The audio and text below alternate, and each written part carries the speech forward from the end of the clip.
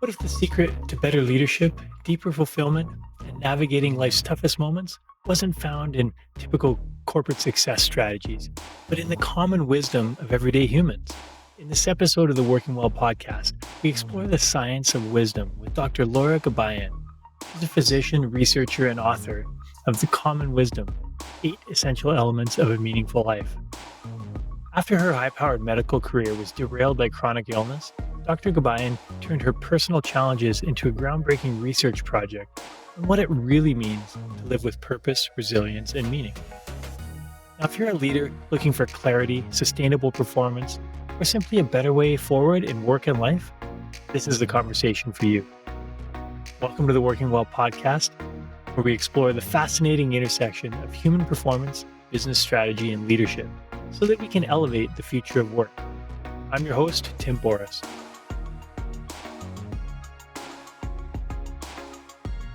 Laura, it's so fantastic to have you on the show. I've been looking forward to this conversation for quite a while now since we last spoke.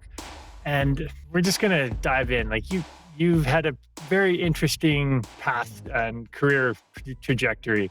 So you've been a researcher, emergency room physician, and now you're talking about wisdom. Help me understand how you got to this point. So, a lot of people have wondered, how did a scientist go from being so left brain to doing so much on a woo-woo topic? And so I'll give you the story. So in 2013, I noticed that my body started to fall apart. And I developed these random symptoms, and I was so left brained. So I'm a physician, I'm a researcher, and so I was like, okay, medicine will solve my problems. But instead, medicine was used to putting me in a box, giving me a diagnosis, a label, and not really thinking outside the box. As you can tell, I still slur my speech. So I have weak muscles. It's hard for me to walk and get around. So, and my speech is effective, of course, and you can tell, and I'm sorry in advance if talking is hard because if people have a hard time understanding me. So that was 2013. And then I want to say in 2018, 19, I was like, well, who thinks outside the box? And that's when I thought about the whys. And then I was like, well, what do we know about wisdom? And we really didn't know much. No, it was very subjective. Oh, the Buddha had this to say. Some people had comments to say. So then I was like, okay, so no one knows. I'm a researcher, and so I'm going to study it myself. But so in 2022, I hired a research assistant and a project. She was kind of like more of a marketing person. And that's when I interviewed 60 wise individuals and came up with the 8 elements of wisdom. Because for me, I'm not okay with the, oh, I know it when I see it type thing. I wanted to break it down. I did. I broke it down to those 8 elements. And so I spoke with 60, finding the 60. I didn't know any of them. It was just a matter of who recommended them or nominated them. And it was across North America. But finding those 60 was not easy. But it happened. And so it every week I had regular calls with clergy, community members, just random people saying, do you know someone wise? And if you do, can you recommend them, nominate them for the project? And so that's how I got the 60. And it's funny because I did know, or I had read, that wisdom has an inverse U relationship with age. And so the people who are, quote, wisest are in their 50s, 60s, and 70s. So I stuck to interviewing or speaking with people who are 50 to 79. And then wisdom also is not different based on gender or race or political affiliation, but it is different based on region. So that's why I stuck to North America, to the US and Canada. I did not speak to anyone from the Middle East or Asia, all those are different. And then I wrote the book Common Wisdom, describing those 8 elements. And after each chapter of the elements, there were a few questions prompting people to dive deeper. But the more I spoke with people, they loved those questions. So then I came up with more questions, and in December, I published the Common Wisdom Journal. Love that. And so many great aspects of that, particularly the taking the researcher's approach to what's considered a very nebulous topic. Yeah, very like you're right. Like it's not definitive. You don't know. Yeah. Well, and I like how you, or perhaps the next project is the Middle East and different regions Oh, of the I'm world. done. I told people it took 10 years of insights.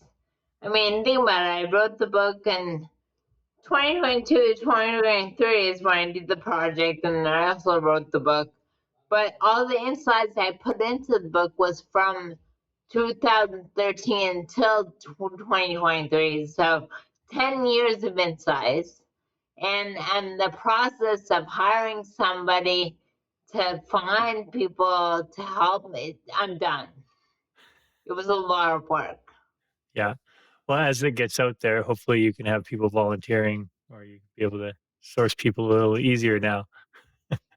Right. Well, and so you collected this wisdom and insight from lots of people, 60 different people, but you've also had your own challenges you've had to overcome. Uh, Right. and So it's funny because that's why I believe that things don't happen to you, they happen for you. And it took, call it divine, call it, the universe, whatever you call it, to stop my body, because I wasn't in our position running around, to stop my body and get me to kind of refocus and write a book. And so that was, it just changed my life completely. And if I had not developed these physical problems, I would not have done that. And secondly, like, for another thing is that we lost our home in the Palisades fire in January, but we're a lot more central in LA now. And we like it. We like being central. We like being close to everything. And the Pacific Palisades was far from everywhere. And now we're in like central LA, and it's great. first of all, sorry to hear about your home. I know there were so many people affected by that, and it was So just many an incredibly devastating event.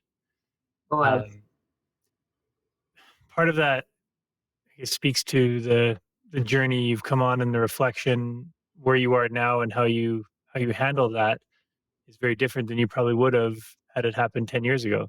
Well, I think I totally, and I think that, of the 8 elements, and I'll describe them. They're in order, meaning most prevalent to less prevalent. So it's resilience, kindness, positivity, spirituality, humility, tolerance, creativity, and curiosity. And those are the 8 elements I talk about in each chapter of my book, Common Wisdom. And resilience is number one. That's because the people I spoke with had gone through horrible life events and yet were at peace, and they were not bitter, they were just content. They were just okay with it. They felt like it was fine. It taught them. And it really, that I used that when I was going through the fires. And I'm like, well, these 60 people had really gone through horrible life events. And if they could do it, anyone else can do it too. It was really hard, but it helped. I agree.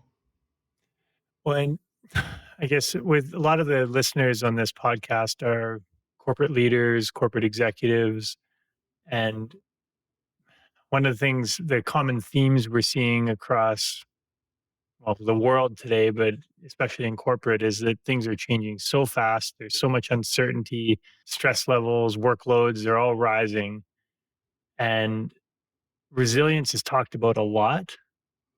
But I don't feel a lot of people are actually building resilience right now.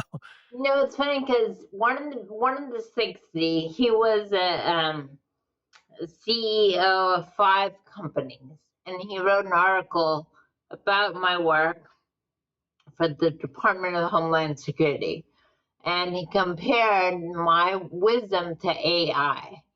And how the reality is AI doesn't have those 8 elements. AI is, you don't know it's a computer, but when you think about, in my book Common Wisdom, when you think about resilience, kindness, positivity, spirituality, humility, tolerance, creativity, curiosity, AI is not that. So I think my book helps you step back, look at what's important, give you meaning in life, and it also serves as a mentor to to be there for you during times of difficulty in life. And times of the difficulty could be at work or their family, whatever it may be, could be a time of difficulty. Yeah, and I love how you bring up the AI because AI is everywhere, and you're right. It doesn't have any of those 8 elements. And No. I've talked at length with other guests on the show and colleagues in the industry, and there's lots of things that AI does well, and there are lots of things that humans do well. And so, how can we get to be doing more of what we each do well and make it a symbiotic relationship? It's funny. AI gives you knowledge, Mhm. and that's where the difference lies. Is that someone asked me, "Well, is intelligence, wisdom, how are they related?" And I'm like, "Well, think about a simple scenario. We know people who make good decisions, who live meaningful lives, and they are not necessarily the highly accomplished, intelligent people we think they need to be. And so, or diverse. We know people who are highly accomplished, but have done so many, but they have made so many bad decisions, and they don't live great lives. So I would not equate the two. And anyway, I see AI as a tool. It can just help us kind of streamline things and give us more knowledge, but it will never, ever, ever give you wisdom. Yeah. So from a business or leadership standpoint, what do you see as the future, the direction of integrating these 8 elements into leadership and the workforce? Well, the 4 of the 8 are based on human connection. So I think to build a good business model, it has to start with developing a good connection with people. What if it's a small business, large business, or wherever it is, and treat people with kindness, humility, tolerance. Be creative and curious. Be curious towards others. Be, so I definitely feel like connection is important. And then when you encounter obstacles, and they will happen, and that's when you incorporate positivity and resilience and creativity. You start thinking about the outside box. And at the bigger scheme, and it's hard to do this, think about spirituality. Think about how whatever you're experiencing is meant to happen to teach you something. It's there to give you something, to allow you to grow more, to do something, to change, or wherever it may be. Yeah, a lot of elements of growth mindset in there. Right. And when when we think about those factors, particularly the social connection ones, a lot of those aren't taught in companies. They're not traits that are cultivated in leadership and across the organization. But yet, they're the key to doing well. Absolutely. I think if you have a coworker who enjoys what they're doing, who connects with the people around them, then they're going to do a better job in what they're doing. If you have a leader who connects with other people around them as well, they'll do a better job. So, or they'll be able to get more help in different ways. I think it'll just work out better. When you think about the eight elements and the wisdom you've gained through this entire process, what do you see as the most logical and important next steps for businesses and companies to take that will amplify these eight elements?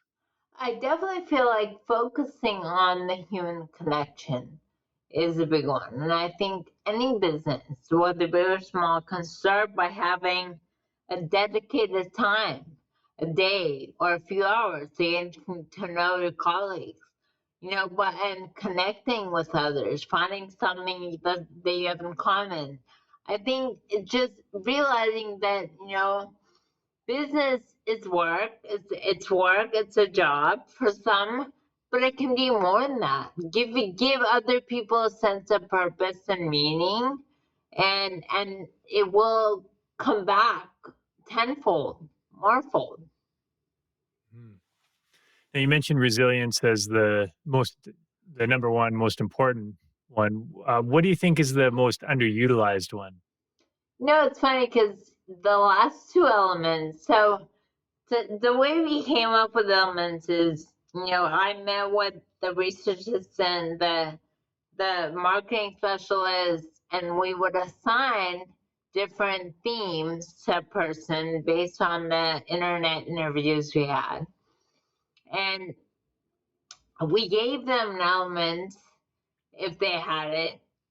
And the only ones that required that they say it were creativity and curiosity. Like literally, they had to mention that name.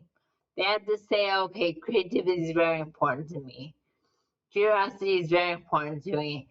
And, I don't know what's most underutilized, but I definitely feel like the foundation of all of it was curiosity. It's the last element, and I think being curious about so many things can help you move forward. Being creative can also help you, and someone's like, oh well, I'm not creative, it's meant for creatives. I don't create any movies or books, or I'm not an artist. I'm like, think about yourself when you were a kid. And I'm like, you took a bed sheet and you made a fort out of it. You took popsicle sticks and you turned, so everyone has it in them. Everyone has curiosity, and our home kids, they say why over and over. So you have creativity and curiosity all the time, or you have it in you, and it's a matter of cultivating it. So, and then humility, I think people think it should make them feel big to make others feel small. And I talk about over and over, and maybe humility is really underutilized now because we're in the age of the internet. We're in the age of social media, which is the opposite of humility. It's all about, how you appear from the world and what they say. It's the opposite of what humility is all about. Yeah, I would agree uh, on both of those that the world could benefit from more of each. Actually, a previous guest on the podcast was someone who was a veterinarian, and she ended up doing stand up comedy and as an outlet for her, and then now she speaks on having bringing humor and creativity into the work environment and how it boosts performance and happiness and connection and the creativity and ideas. It's Well, it's when you say humor, I think. So I came up with the 8 elements scientifically using a process, but initially they were more than that. I collapsed them into the 8. So, for example, positivity, which was the third element, had humor in it. So if someone talked about humor was important to them, or gratitude was important to them, those two, gratitude and humor, they got the positivity trait. So, but initially they were given humor and gratitude or whatever it was. So I think humor is not discussed much, but it's very important. I agree. Yeah, and when we think about the corporate world again, a lot of particularly senior leaders see those types of traits like the curiosity, the humility, even the people connection skills as what we call it, or would say the soft skills that Right, are less important. And right. I see that as a massive part of the issue that the corporate world is facing. And Perhaps you I'm know, skewed perspective because on the coaching side, I really tuned into those conversations. But what do you say to corporate leaders who think of these wisdom elements as softer skills? I think it's important to take those eight in my book, Common Wisdoms, take the eight and apply them to yourself and apply them to your business and see where you can be like, okay, this year we're focusing, or this month we're going to focus on creativity. And yes, they are called softer skills. Even I, growing up in medicine, if someone was not highly skilled as a physician, the first thing we would say is, he's so nice. So the assumption was them being kind and nice was the opposite of them being good. So there was no, the funny thing is, when you get out of residency, when you get out of training, and you're no longer learning, the people you work with or you are attracted to are the nicer ones. You don't want to interact with someone who's not that nice, who's mean, who says mean things, who's degrading. You don't want to work with them. And so my thoughts are, they are soft skills for those who view them that way, but they can convert them, they can make them an important part of their business by them not being soft, by making it a focus. And yeah, I agree with you. It's something that many think are soft, but I think you can change that. Well, and whatever label you want to put on them, whether it's soft or hard or useful or not useful, I would say those traditionally soft skills are the most important business skills in today's world. As you said, AI is provides knowledge. You can like look up anything. Knowing it intuitively is still important, like these technical skills, but you can look up whatever you don't know. Right. And Whereas, funny, I agree. Go ahead. I was going to say, yeah, whereas trying to learn how to talk to someone more effectively is not something that you can look up as easily with AI. And I talk about that a lot in like my kindness chapter. I talk about how you can get a lot further by being kind to someone. It doesn't mean that you have to be pushover. It doesn't mean that you are weak. It means that you're just kind. Yeah, when it's overcoming so many of these biases or stereotypes around certain words or traits like kindness. Oh, Right, it's nice if you can manage it, but hey, we need to get work done, and right. like we have business realities to deal with here, and so blah, blah. And I'm like, why can't you have both? Exactly. Why does it have to be one or the other?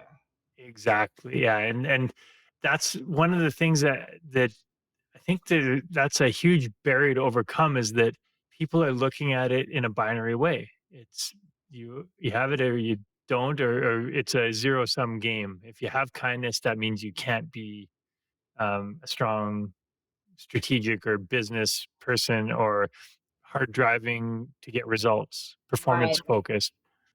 Who says you can't? You can. It's funny because I did not grow up with kindness. My husband is very kind. His family is very kind. And when it came up with the second element, as a researcher, being objective is the key. So came up as the second element, and I was like confused, shocked by that. And I was like, wait, but it makes sense. Those that can accomplish what they can accomplish, they do better job by being kind. And kindness is not weakness. Kindness is actually the opposite. It shows that you're confident, you're strong, and you're able to do what you're doing with kindness instead. Yeah. When I hear that a lot in conversations with leaders, particularly around the notion that, oh, you can't be friends with your direct reports. You got to be like the distant boss and like solid and strong. And I'm like, you can still be kind, and you can still Right, make tough decisions and have tough conversations right, while being kind. And there's right, this view that those two things don't coexist. right. Yeah, that's the problem. Now, on the journaling side, you talked about the eight elements and the wisdom elements, and in your book, you created this journal after to really, I guess, be a tool that people would use to integrate the learning from the book. Would that be correct? Yeah, so in March of last year, I published Common Wisdom, and then December published the Common Wisdom Journal. And in the process, I spoke with a lot of people who said, "Oh, I really like the questions at the end of each chapter. If they make me think, they make me delve into the topic more."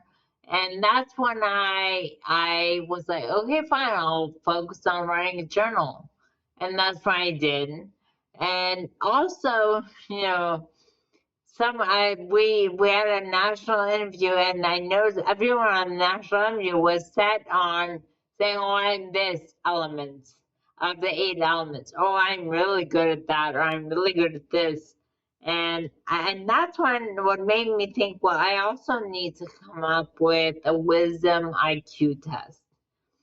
So I did, and the Wisdom IQ test, it it's out. It's on my website, lauragabayan.com, or you can just search Wisdom IQ test, and it helps you identify what you're good at and what you're not.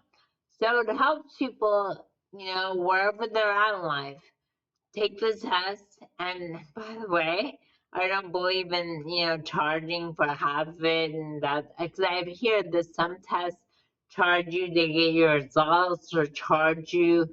No, I think if you take the test, it'll make the world a better place. And if you notice that there's some elements that you can really not, you can benefit from becoming more of, I think the book Calm Wisdom will help you. I haven't taken the test yet, so I have to go on the website to do that. And I love just to go back to the journal a bit. I brought it up because it's been something that's really resonated with me. I've had a number of challenges over the past few years that have helped me reassess my direction, and had to really reflect deeply on it. And it's not that I wasn't aware of those things in before that, but it wasn't until those circumstances happened that I stepped back to reflect. And it reminds me of my favorite quote: is that we don't learn from our experience, we learn from our reflecting on our experience. And so I've been doing a lot of that recently. So I can really see the connection between, yes, reading the book and understanding and getting the knowledge, but then what are you doing with that knowledge? Are you really integrating it? I think journaling, I mean, it's subjective, and it really kind of points to you. Like, if you have to remember, when I started journaling early on, my body started to develop symptoms. My journaling was really angry.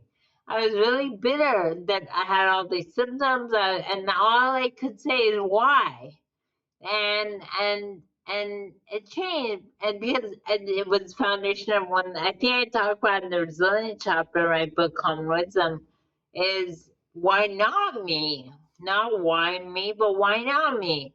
I can do it. And I think journaling gives you that objective perspective, and it's an objective ear. And it made me realize, okay, being upset and bitter is not gonna help. And I want to change this around, and I did. Don't get me wrong, I still have the symptoms, but in the process, I got a book or two books out of it. Yeah. And with one thing that's come up in my mind that I wanted to ask about, I think I maybe know the answer, but I'd love to hear you say it. Is you mentioned that people would say, "Oh, I'm really good at this element, and maybe not so good at this one." What are your insights, and what have you learned about how you can learn to be better and improve in each of these areas? Well, I definitely feel like it's hard for anyone to be as objective as we want them to be, or as reflective. And that's why I created this test. And no, AI cannot write a test like this. Someone was like, "What? AI write it?" I'm like, "No." And like, for example, for me, the spirituality chapter was really hard to write.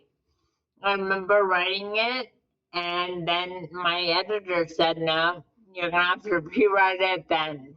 Because, I always learned as a physician, if you can't see it, you can't measure it, if you can't explain it, it doesn't exist. And so spirituality is the opposite of that. It's whatever you can't explain, and whatever is not logical is spiritual. And so for me, that was really hard to even grasp. And so when you think about it, feel like unless you're very self-aware, it really helps to be like, you know what? Look at the 8 elements, and if you're self-aware, great. Say to yourself, I would benefit from learning more about this and this. Or I'll take this wisdom IQ test and realize I need to learn more about that, or whatever it is, or I can better my this or that. So Yeah, and I think that part of that awareness of taking a test and seeing where you rank, and it's a snapshot of where you are now, your mindset towards how you're going to apply that is critical to whether you improve in certain areas or not. well, mindset is everything. I mean, you can't control anything in life except for your own thoughts. And so mindset everything. So yes. I see some of the, especially, and go, lots of our listeners are corporate, and there's people that are wanting to learn, and they're saying, "Oh, I need to bring in all this knowledge." And I know people that would be like, "I read a book a week," and I'm like, "That's great that you're checking these things off, but what are you taking from that book? What are the Right. changes you're making?" And there was a mentor of mine a long time ago said, "You're better off reading one book a quarter and fully implementing, decide what the best book is to integrate or to read, and then read it and integrate it, put it into action every day." If you did that once a quarter, you'd be light years ahead of someone that just read through a book, checked it off, maybe got one tidbit from it, and then moved on. I think that goes back also to people who are, and that was me, very focused on CV building.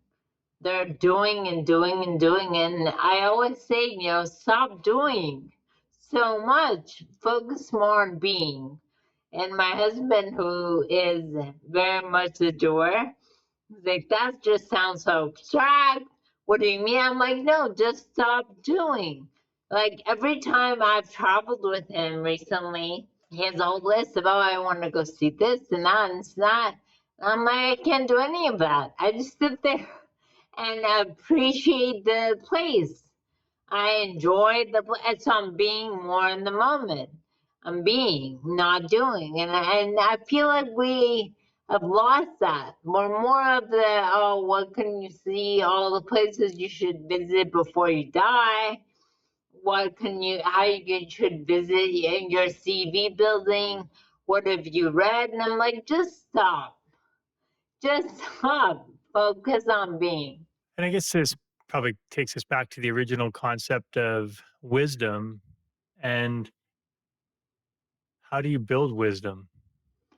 So that's where, first of all, you have to be very patient with yourself. I think it doesn't come overnight. It's a life skill. It takes time. But I think by separating it into those 8 elements, you can say to yourself, I'm good at this or I'm not good at that. So you can build it one step at a time. And it's not just, oh, I'll have it by the year. No, I think don't give yourself a time restraint. Focus on learning and becoming like, for example, with me, am I paying more attention to spiritual things? Yes. Was I spiritual before? Absolutely not. Right? So now it's becoming more important for me. Or being kind. I didn't grow up with it, but it's definitely a lot more important for me. Yeah, and what I'm hearing is, and I guess what would it would reflect what I've seen in my life as well, is that wisdom it comes with experience. It And does. It definitely does. But it's not just that. It comes with what you feel or what you do with that. yeah, exactly. What are you? How are you maximizing and optimizing that experience to Right. learn, grow, and develop? Right. So if you think about it, and I say this in my book as well, Conrism, if you had an issue, the person you would go to get advice, or if your business was encountering obstacles, the person you would go to for advice is not the person who didn't have obstacles, who didn't have problems. It's whatever entity that did have lots of obstacles. So I think that gives you a sense of perspective too. Yeah, and a lot of people, I would say, equate wisdom with age. So as someone gets older, they become more wise, but that's not necessarily true because I've met people that are old that haven't learned from the lessons that they've experienced. Right. And so that was something someone said, or I'm like, well, first of all older people are not wiser, and it's not related to age in that sense. I mean, it has that inversely relationship, and that's why the people I spoke with were age 50 to 79. But it's not, I mean, we all know, we've met people who are older who don't make good decisions. And, or the reverse, we've met people who are older or younger and they do. So, so it's not really related to age. Age helps because you accrue more experience, but it's not just because you're older doesn't mean you're wiser. Yeah, and I was thinking, popped into my head, someone who's wise beyond their years is the phrase. And typically, when you look at those people, they're people that have had an abnormally high amount of experiences in their years, and they've probably reflected on it and learned from those experiences. Whether they liked it or not. Yes, and to be, as we both know, the experiences and the things you face are generally, well, not generally, they're not always happy and nice. I think the thing one person gets out of it is that things will work out. Regardless of how difficult it is, it will work out. It does not mean you do nothing. It does not mean that it'll be fun, right? It just means that you will find a way and things will work out. Yeah, the things that change us most are the ones that push us the most. Right. So if we circle a little bit back to the integration, I guess, of this knowledge, what advice would you have for leaders and I guess for companies that want to build a better culture in their organization how to utilize these tools? So with leaders or companies, I would always say focus on the human connection. Focus on what is different in your company than it is from another. And also realize, have faith. Just have faith that things will work out. Don't live in fear, live in faith. And the people you surround yourself is also really important. It's really important that you are around positive, kind people. You can still get the same job done, but it's really around. Like I have a friend who only hires people who smile a lot and are happy. He's a dentist, and it doesn't matter how skilled they are. He's like he wants someone who is very happy. So I think it's important. That's an important skill. Yeah, and I like how you say it's a skill. So to recap, and some of the things we've talked about already, how would people build these skills? Well, I think it's experience, but also I think reading about it and learning about it and coming up with ways that they can build them. Like for example, in my book on wisdom, I asked all 60 people how would they deal with difficulty.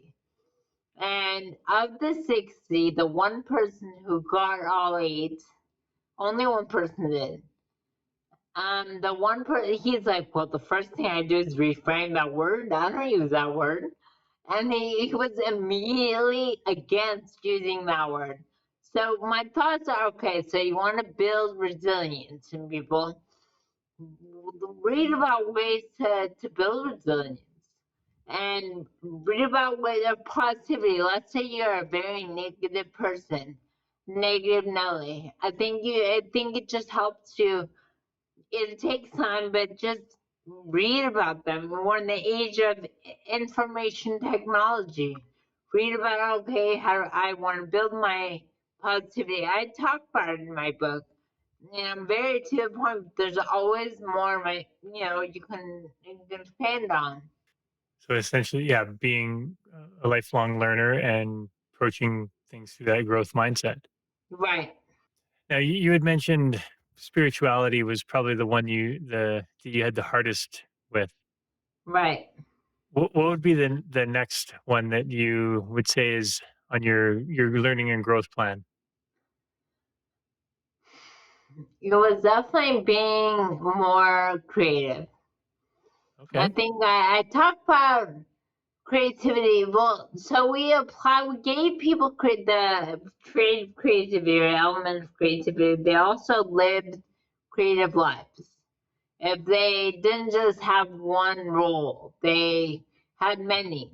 They did many things. Like one of the 60 I spoke with was an orthodontist, and he was also a magician. And so during the day he would see people in the dental chair, and at night he would go do magic. And that was an important. It was so he was creative with what he did and his life. And so I think being creative for me, being such, it's funny because I talk about this in my book because I keep having, I say to myself, I need to listen to my own advice. And it was being creative. And it's like, if you're a creature of habit, you do everything the same, which I do, the same over and over again, then that doesn't allow you to be creative. I guess on the flip side of that, having a routine that allows you the flexibility to be creative. Uh, I had a explained to me one time the music, for example. You've got the say treble clef, and people when that first came into being. Before that, people just made sounds, and there was no structure. But and they thought originally that you'd think that having that structure would limit creativity. You're right. It kind of allows for more because it makes you more efficient and it allows for more creativity. So, in the same light, AI can limit creativity. That I've seen younger people like only look at AI as their answer, or people who have the experience or do think outside the box. I've seen them look at AI and be like, oh, that's a good idea. I'll look at more things like this. So I think creativity is something that can start small, and you're right, having a routine can help you be more creative as well. I think it's not, and it also means be creative with everything. Like, try different things, try different wardrobe. You never know. Steve Jobs maybe could have had that thing because he used to always just wear the same black turtleneck, right? Because it Right, allowed him to be creative in other ways. right. All right, a couple more questions before we wrap up. So you interviewed these 60 wise adults. What was the most unexpected lesson you learned from those interviews? I think the most unexpected was how important it was to them to be kind and to surround themselves with kind people. And it wasn't that they were very accomplished, they had done a lot, but when I asked them what's an important mantra, or what are you attracted to, and kindness was a big one. And for me, it was surprising because, as I mentioned, I didn't grow up with it, but it was so important to them. Awesome. All right, last question. Well, I guess really more of a, yeah. What's the one piece of advice you would give to people listening right now in terms of how they can incorporate all this knowledge and wisdom into their life? I would always say live in faith and don't live in fear. And because being in fear, it shuts off so many of those 8 elements, or if not all. And I think living in faith gives you a sense of hope and imagination, makes you curious, the last element. Thus, you overcome obstacles with resilience and positivity. It lets you be kind because by having faith there, you're kind to everyone around you. You know things will be okay. So, and spirituality and tolerance, all of those. And I think that it's just live in faith, don't live in fear. And of course, by the book. And yeah, and so the book is Common Wisdom. And the reason it was called Common Wisdom and the journal, Common Wisdom Journal, and the reason was the 8 common elements that they had in common. And I feel like there's so much you can learn from common everyday people. And these 60 people were common everyday people. So I think there's so much value in that because you're learning so much. Wonderful. The Wisdom IQ test just came out, I want to say like a week ago or Oh, in awesome. July. And like small glitches are still being fixed. So it was a soft launch. But I feel like that's the Wisdom IQ test is really a key to learning more about yourself. And just and is a great step towards Common Wisdom, my book. Wonderful. Well, I will go take the test and let you know Great, how it goes. great. Awesome. It was nice talking to you. Thank you. Thank you. That wraps up another episode of the Working Well podcast. If you enjoyed the show, please rate, review, and subscribe wherever you get your podcasts. Now, which guests or topics would you like to see featured on the show? Message me through LinkedIn or on the contact page of timborys.com with your ideas. Thanks for tuning in. I'm Tim Borys with Fresh Wellness Group, and I look forward to seeing you on the next episode.